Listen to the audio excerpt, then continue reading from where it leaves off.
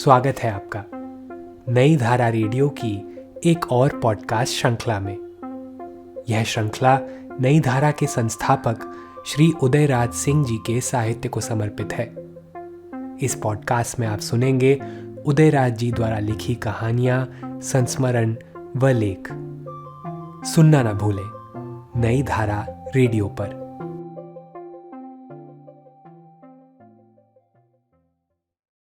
सन 2002 में हिंदी के प्रख्यात साहित्यकार तथा नई धारा के प्रधान संपादक उदयराज सिंह जी को बिहार सरकार के राजभाषा विभाग ने अपना सर्वोच्च सम्मान डॉक्टर राजेंद्र प्रसाद शिखर सम्मान समर्पित करने का निर्णय किया। नई धारा के जुलाई अंक में उदयराज सिंह जी द्वारा लिखित उनकी आत्मकथा के कुछ अंशों को प्रकाशित किया गया। आज सुनते हैं यही अंश। मैं एक विशाल, एक साथ जुड़े हुए परिवार का एक सदस्य हूँ। मेरे पिता राजा राधिका रमन प्रसाद सिंह के 2 पुत्र तथा 2 पुत्रियाँ हैं। मेरे बड़े भाई राजेंद्र प्रताप सिंह उर्फ बालाजी भूतपूर्व सदस्य राज्यसभा तथा दूसरा पुत्र मैं उदयराज सिंह शिवाजी। 2 बहनें श्रीमती नलिनी श्रीवास्तव झुनझुन दीदी तथा श्रीमती निर्मला वर्मा निर्मला देवी हैं। मेरे पिता के छोटे भाई कुमार राजीव रंजन प्रसाद सिंह के 1 पुत्र कृष्णराज सिंह राणा जी तथा 6 पुत्रियां लिली, माया, इंदिरा, बिंदु, जयंती, रेवती हैं। मेरी बाल अवस्था सूरजपुरा के 200 वर्ष पुराने विशाल गढ़ में बीती थी, जिसमें मेरे पिता के अन्य चचेरे भाई का परिवार अलग अलग बंटकर रहते थे, मगर आपस में मेल जोल प्रेम भाव बराबर बना रहता था। शादी विवाह पर्व त्योहार पर हम विशेष रूप से मिलते थे और साथ साथ कभी कभार भोज भी खाते थे। गांव के अन्य बिरादरी के लोग भी आते। सन 1929 में मेरे छोटे बाबूजी की बड़ी पुत्री लिली देवी की शादी बागी मुजफ्फरपुर निवासी राय बहादुर श्यामानंद सहाय एमएलए के सबसे छोटे भाई हरिनंदन सहाय से तय हो गई।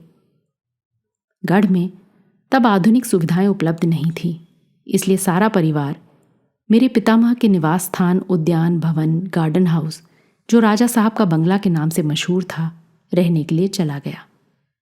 वहीं से लिली दीदी की शादी हुई 1929 में और बारात ठहरी हाल ही में बनी हुई सूरजपुरा राजराजेश्वरी हाई स्कूल में। एक बिजली घर का निर्माण किया गया, जनरेटर खरीदा गया और बंगले से लेकर जनवासा तक बिजली पहुंचा दी गई। उस शादी में बारातियों की संख्या 5000 के ऊपर ही थी और तमाशबीनों की संख्या की गिनती करना तो नामुमकिन था। उस समय मेरी उम्र 7 वर्ष की थी और उस शादी की धुंधली याद मुझे आज भी है। इतना ही याद है कि बारात 4 बजे भोर में लगी थी और शादी दिन में हुई थी। एक दिन हम लोग कायदे के मुताबिक जनवासा भी बहनोई से मिलने गए थे। उनका शरीर काफी मोटा था और कद भी ज्यादा लंबा नहीं, मगर नक्शा सुंदर था। हमारी माया दीदी साक्षात प्रेम और करुणा की मूर्ति थी। मेरी माँ कहती थी कि मैं उन्हीं की गोदी में बराबर खेलता रहता था और मेरे रोने पर वही मुझे मना लेती थी और सुला भी देती थी। मेरे साथ ही नहीं, हरेक के साथ उनका व्यवहार बड़ा सुंदर और हरेक को सुलभ भी था। उनकी शादी 1932 में लखनऊ निवासी शिवादत्त राम से हुई। शिवा भाई साहब का काफ़ी प्रेम और सद्भाव मुझे सदा मिला करता था।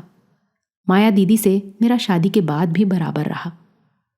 उनको लखनऊ से लिवा लाने बाकायदा विदाई कराकर मैं ही जाता और लखनऊ वालों के दिन जल्द बनते ही नहीं थे, इसलिए मैं वहाँ 15 दिनों से कम नहीं पड़ा रहता। भीषण गर्मी में भी शाम को मेरे भाई साहब शिवादत्त राम मुझे अमीनाबाग पार्क ले जाते और आइसक्रीम और फालूदा खिलाते। पार्क का चक्कर भी लगाया था और जहाँ जो खाने की चीज़ मिल जाती उसे खूब चखा भी जाता। फिर एक दिन लखनऊ में राम और सारे की प्रसिद्ध मिठाई की दुकान पर भी हम जाते और खूब मिठाई भी खाते और घर भी लाते थे। माया दीदी 40 के पड़ोस में ही आते आते कैंसर रोग से पीड़ित हो स्वर्ग से धार गईं। पीछे छोड़ गईं अपने पतिदेव, एक बेटा विजय दत्त, उसकी पत्नी लेसी तथा एक छोटी बेटी मालिनी, जिसकी शादी पीछे चलकर भाई साहब ने की। मेरी बहन झुनझुन दीदी की शादी 1936 में नागपुर निवासी निर्मल चंद्र श्रीवास्तव ICS से हुई और निर्मला दीदी की शादी 1942 में इलाहाबाद विश्वविद्यालय में मेरे समकालीन श्याम कृष्ण वर्मा से हुई। झुनझुन दीदी को लाने एक बार नागपुर भी गया था और वहीं से गांधी जी के दर्शन करने वर्धा भी जाना पड़ा। आज गांधी जयंती के दिन अनायास ही एक बहुत पुरानी घटना याद आ गई। सन 1938-39 के जाड़े का मौसम। उन दिनों मेरे बहनोई निर्मल चंद्र श्रीवास्तव ICS नागपुर सचिवालय में अंडर सेक्रेटरी थे। मैं अपनी बहन को लाने नागपुर गया था, उन्हीं के यहाँ ठहरा था। किसी कारणवश बहन की रुखसती में देर हो गई। मैंने सोचा इस खाली समय का उपयोग गांधी जी के दर्शन कर किया जाए। बस चट प्रोग्राम बनाया और मैं सुबह की गाड़ी से वर्धा के लिए रवाना हो गया। दोपहर को वर्धा पहुंचा और वहां से एक तांगा कर घंटे भर में सेवाग्राम पहुंच गया। गांधी जी के दर्शन की एक बहुत पुरानी आस को आज फलवती होते देखकर मेरे मन में जो उमंगें हिलोरे ले रही थीं, उन्हें 63-64 वर्ष बाद व्यक्त करने की मुझ में क्षमता नहीं। बस यही समझिए कि मैं जैसे चांद पर पहुंच गया हूं। सेवाग्राम के सौम्य शांत वातावरण ने मेरे दिल पर जो छाप उस घड़ी छोड़ी, वो आज भी चिरसंचित है। सेवाग्राम पहुंचकर मैं कुछ देर के लिए चकित था, किधर जाऊं, किससे मिलूं, कि एकाएक नज़र बापू की कुटिया के समीप ही एक झाड़ी के नीचे बैठे पुरुष पर पड़ी। उसने भी मुझे देखा और झट पास बुला लिया। आप कहाँ से आ रहे हैं? बिहार से। मैं भी उत्तर प्रदेश से आया हूँ, आपका पड़ोसी ही हूँ। बैठिए बैठिए। अपना उद्देश्य? बस बापू के दर्शन और यहाँ के जीवन के नीचे का एक दिग्दर्शन। आइए बैठिए, मैं सब करा दूंगा। पहले कुछ जल? नहीं, वर्धा में ही पेट भर जलपान कर चुका हूँ। पेट तो भरा है, परंतु हृदय की भूख तो बापू के दर्शन के बाद ही मिटेगी। तो अभी कुछ देर क्षुधा को और जीवित रखिए। अभी बापू सामने ही सूर्य स्नान कर रहे हैं, वहां कोई नहीं जा सकता। मैं उनका प्रहरी हूं, अभी किसी को उधर जाने नहीं दूंगा। मैंने सोचा अभी मेरी दाल गलेगी नहीं और बिना इस प्रहरी को मिलाए काम चलेगा भी नहीं। चलो पहले इन्हीं के दरबार की दरबारदारी की जाए। फिर मैंने बड़ी अजीजी से पूछा, आप इतनी दूर कैसे? वो चरखा काटने में तल्लीन था। कुछ क्षण चुप रहा, फिर बोला, बड़ी लंबी कहानी है, और फिर चुप हो गया। मैंने उसे छेड़ना चाहा, क्या मैं भी उस कहानी का कुछ अंश सुन सकता हूं?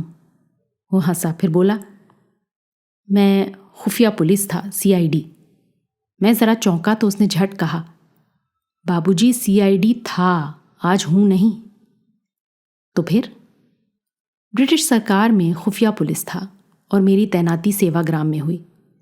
मुझे ऑर्डर मिला था कि मैं एक आश्रमवासी के रूप में रहूं और भारत के स्नायु केंद्र की खबर प्रतिदिन अंग्रेजी सरकार को देता रहूं।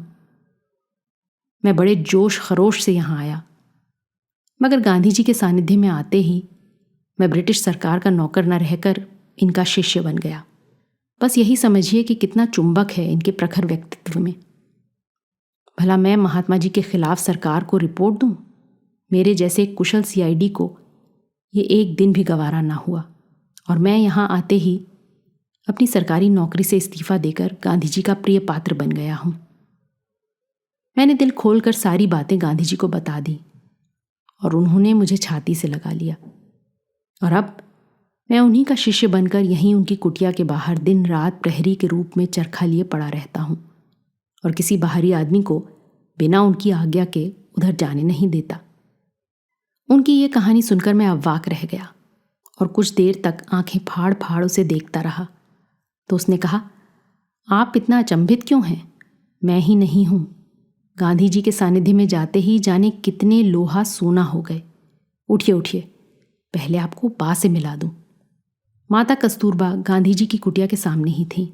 बा को देखते ही मैंने उनके चरण छुए और उन्होंने पास ही में बिठाकर पूछा, कहो कहाँ से आए हो? बिहार। प्रभावती का बिहार? कुछ दिनों यहाँ रहकर प्रभावती अभी पटना को गई हैं। जी। बापू के खाने के लिए सब्जी फल काट रही थी। मैं उन्हें एकटक देख रहा था। एक सौम्य मूर्ति, श्रद्धा और प्रेम की जीवंत मूर्ति।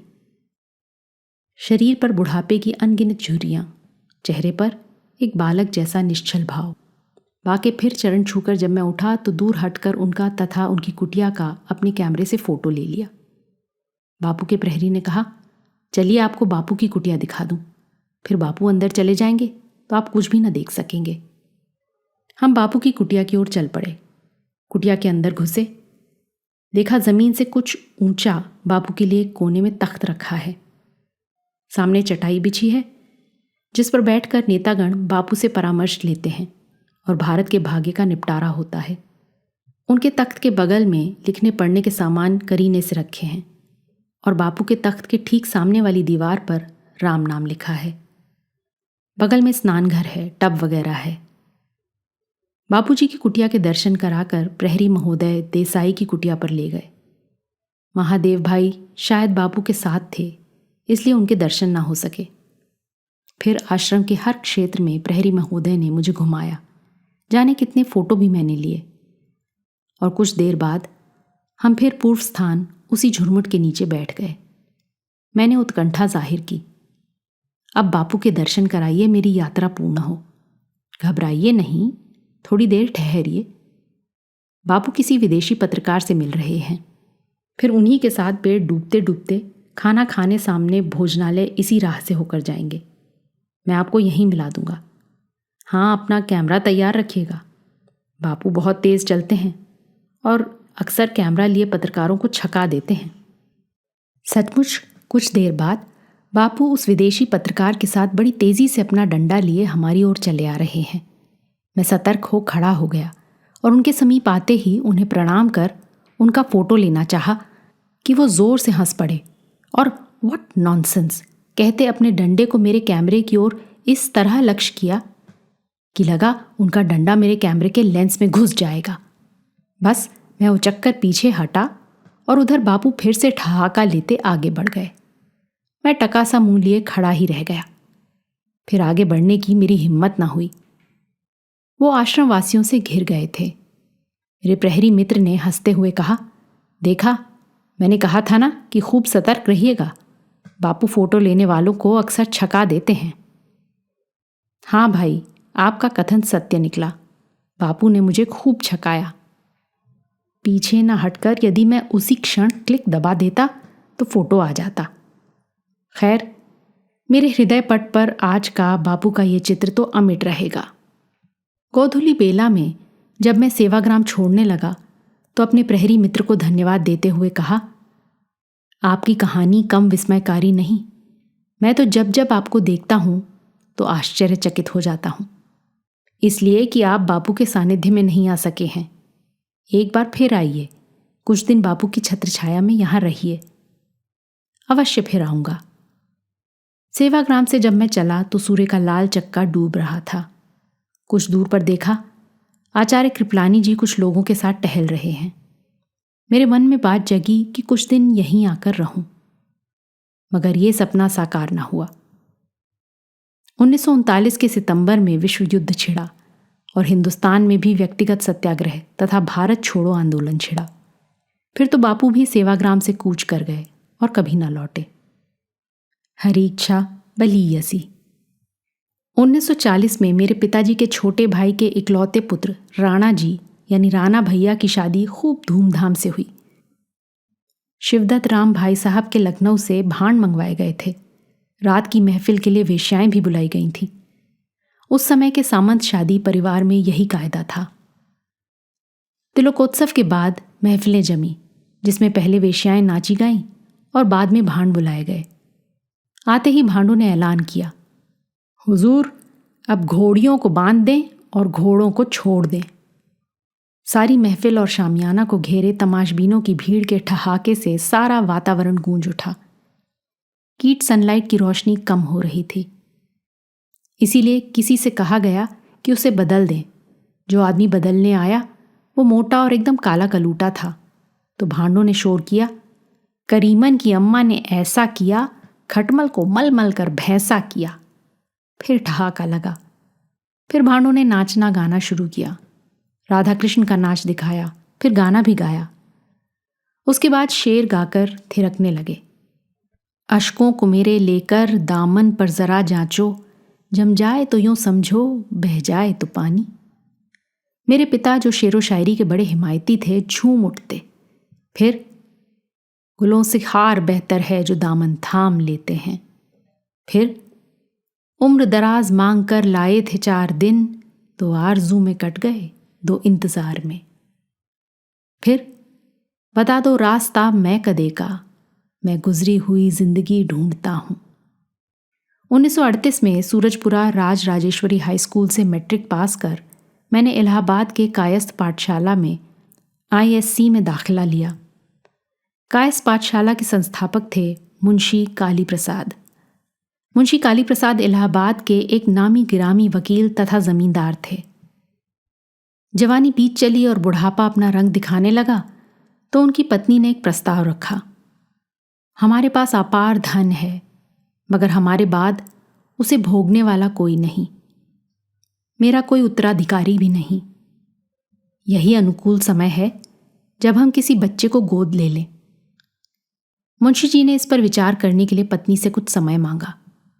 वो सोचने लगे, माथा चीरने लगे, मगर प्रभु ने एक सुंदर रास्ता उन्हें दिखा ही दिया। उन्होंने पत्नी को बुलाकर कहा, सुनो, मुझे प्रभु ने राह दिखा दी। फिर गुनगुनाने लगे,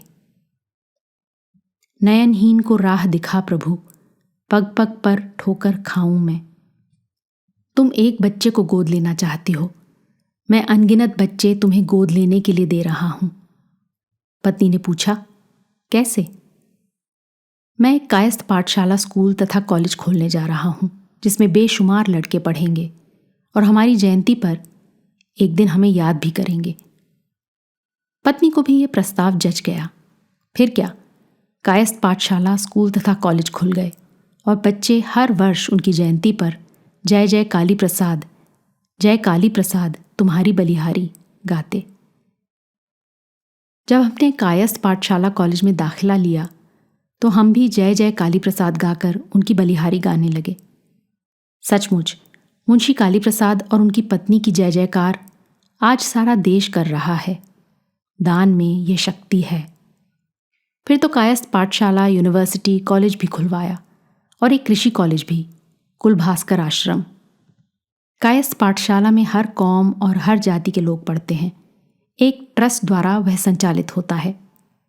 कायस्थ पाठशाला से 1940 में मैंने ISC कर इलाहाबाद विश्वविद्यालय में BSc में दाखिला लिया। हम लोग अभी तक 17 क्लाइव रोड के बंगले में ही रहते थे। पीछे चलकर मैंने सर PC बैनर्जी हॉस्टल में रहना शुरू कर दिया था। हमारी बगल के मकान में ही प्रसिद्ध कवि बच्चन रहते थे। वो विश्वविद्यालय में अंग्रेजी के लेक्चरर थे। वहाँ हम अक्सर जाते थे। उन दिनों उनकी शादी तेजी बच्चन से हो गई थी। उनके 2 पुत्र थे, अमिताभ तथा अजिताभ। वे बड़े सुंदर छोटे छोटे बालक थे। उन्हें मैं अक्सर खिलाया करता था। पीछे बच्चन जी पंडित नेहरू की कृपा से विदेश मंत्रालय में रख लिए गए थे। इलाहाबाद विश्वविद्यालय से BSc की डिग्री लेकर वहीं MA में मैंने राजनीति शास्त्र विभाग में दाखिला ले लिया। वहाँ डॉक्टर बेनी प्रसाद तथा डॉक्टर ताराचंद्र हमें पढ़ाया करते थे। वहीं कुछ महीने बाद गांधी जी ने अंग्रेज़ों भारत छोड़ो, क्विट इंडिया मूवमेंट आंदोलन छेड़ा। विश्वविद्यालय अंत में प्रायः बंद ही हो गया। सभी नेताओं को गिरफ्तार कर गांधी जी को अहमदनगर किले में बंद कर दिया, जहां जवाहरलाल जी ने डिस्कवरी ऑफ इंडिया लिखी। मौलाना कलाम आज़ाद तथा अन्य वर्किंग कमेटी के सदस्य भी वहीं कैद कर लिए गए। वहीं गांधी जी भी कैद कर लिए गए। माँ कस्तूरबा का निमोनिया से निधन हो गया।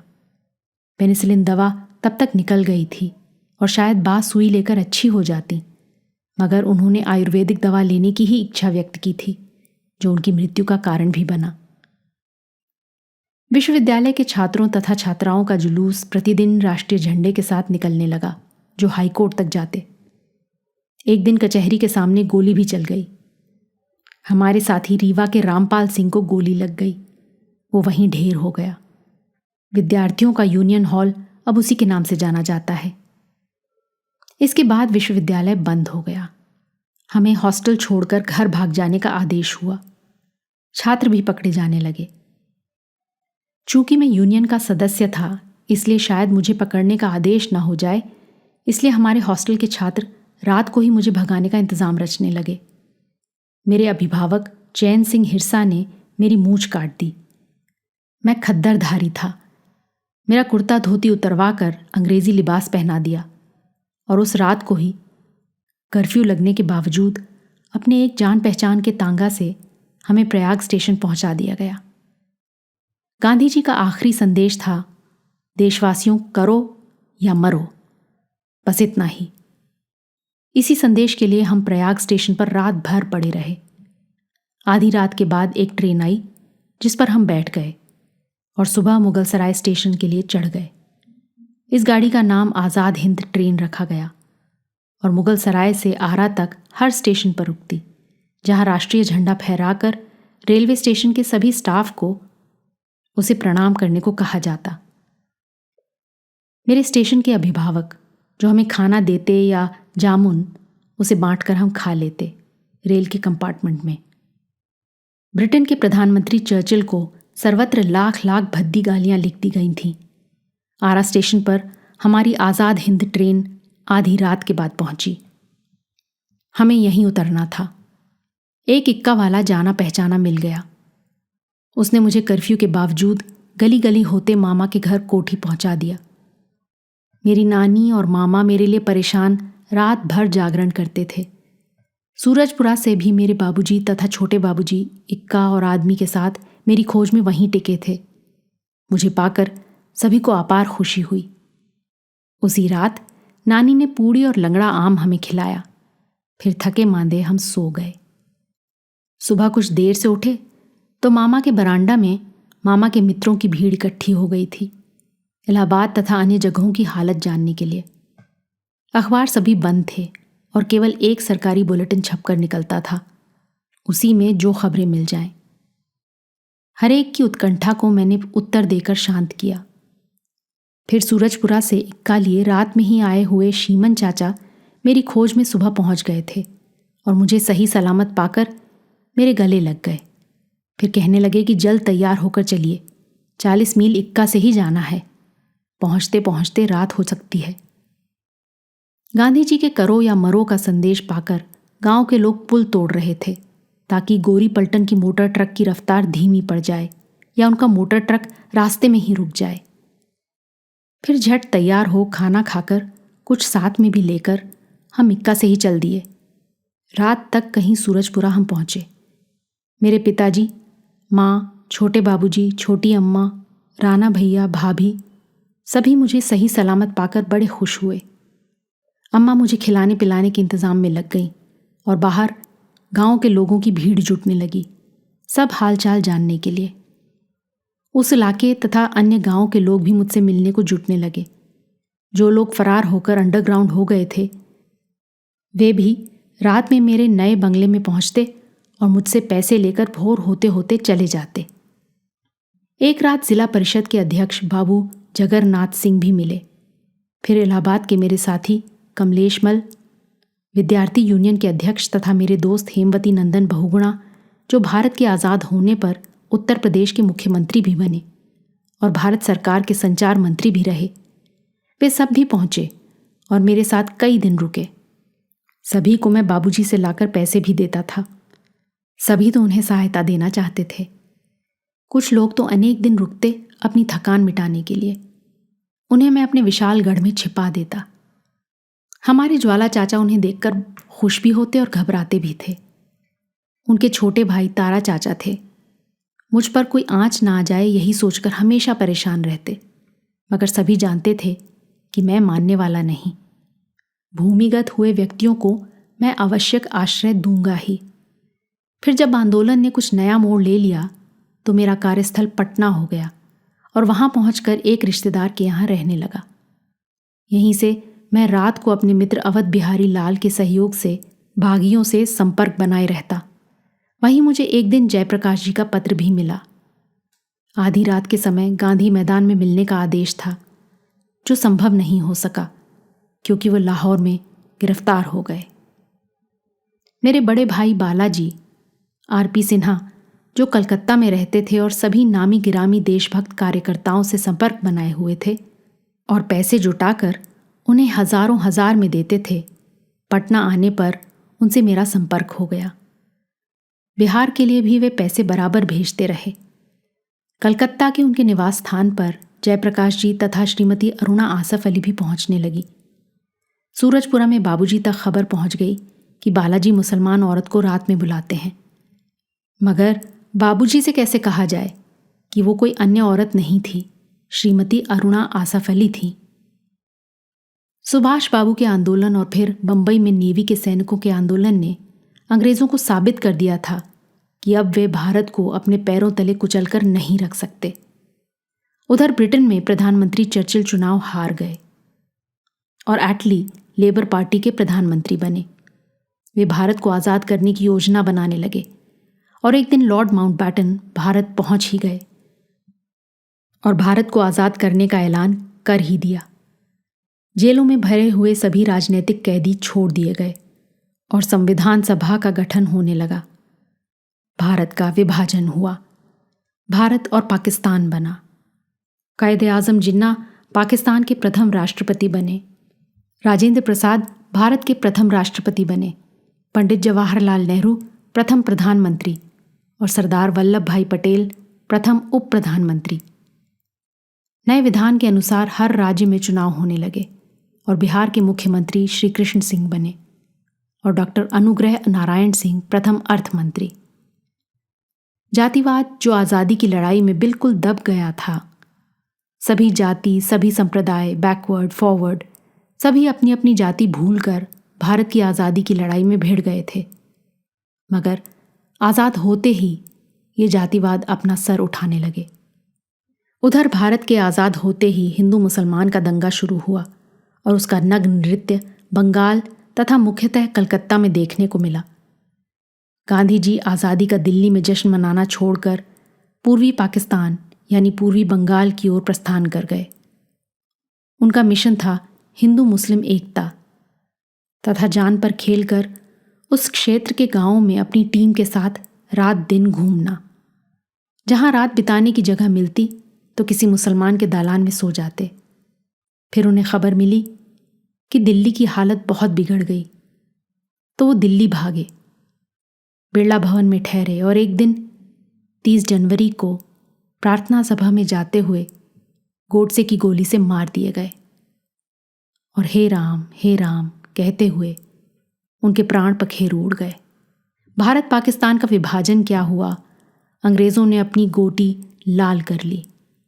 हिंदू मुसलमान बराबर ही लड़ते रहे और लड़ रहे हैं तथा कश्मीर भारत पाकिस्तान के बीच एक नासूर बन गया, जिसे आज भी हम देख रहे हैं।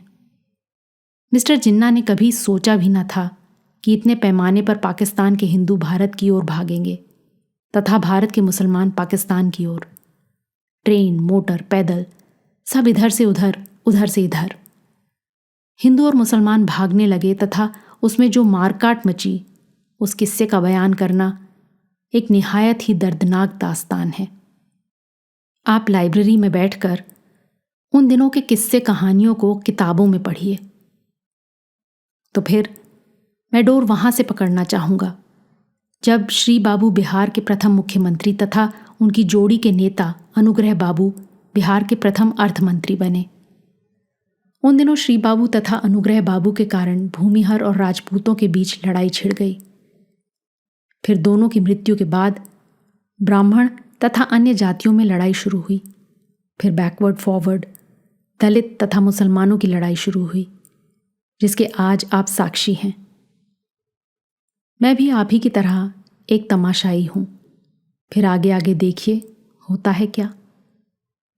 इब्तिदाए इश्क है, रोता है क्या। आगे आगे देखिए होता है क्या। इस पॉडकास्ट को सुनने के लिए आपका धन्यवाद। हम आशा करते हैं कि हमारी यह प्रस्तुति आपको ज़रूर पसंद आई होगी। अन्य पॉडकास्ट्स, वीडियो इंटरव्यूज आदि के लिए नई धारा को सभी सोशल मीडिया प्लेटफॉर्म्स पर फॉलो करें। जल्द ही आपसे फिर मुलाकात होगी। धन्यवाद।